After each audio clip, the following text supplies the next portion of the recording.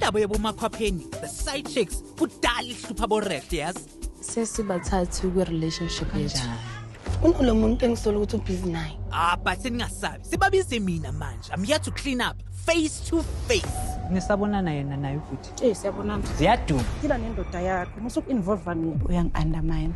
Uphisi nami umuntu wami. Isikhathi sale mijolo yenu sesiphelile manje. I'm here to help uRehle serve the player i-ultimatum. Uyangijolela yini? Angeke ngivuma into engingayazi. Ngicela ube honest. I broke up with her.